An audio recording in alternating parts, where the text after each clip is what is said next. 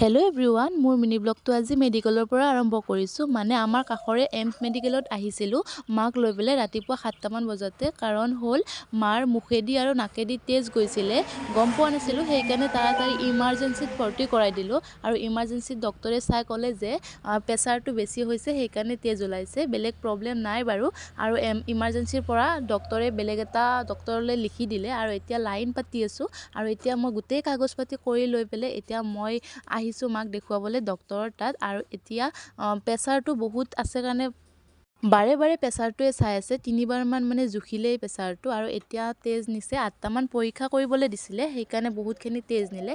তাৰপিছত মই আকৌ এটা বেলেগত গ'লোঁ, মানে ডক্টৰক দেখুৱাবলৈ। আৰু এতিয়া ঘৰলৈ আহিলোঁ। ঘৰলৈ আহি পেলাই মানে ৰাতিপুৱাৰ পৰা যিহেতু মই একোৱে খোৱা নাছিলোঁ, চাংচাৰিত তাতে মই এখন ল'লোঁ পুৰি আৰু চব্জি, তেনেকৈ খালোঁ। খাই লৈ পেলাই হঠাতে ফোন আহিল যে মই ক'ৰবালৈ যাব লাগে। সেইকাৰণে তাড়াতাড়ি ঘৰত আহি হেলমেটটো লৈছোঁ। আৰু এনেকৈ মই আহিলোঁ গুৱাহাটী। আৰু এতিয়া ই ৰিক্সাত বহি আছোঁ। পালোঁ মই DC অফিচ, মানে কিবা এটা কামৰ কাৰণে আহিছিলোঁ জল্দি। তো এতিয়া ক'ব নোৱাৰিম বাৰু কি কাম। এইটো দেখিছেনে ওপৰৰ পৰা পৰিৱেশটো। মই আজি প্ৰথমবাৰলৈ আহিছোঁ, মানে অকলে আহিছোঁ, ফাৰ্ষ্ট টাইম।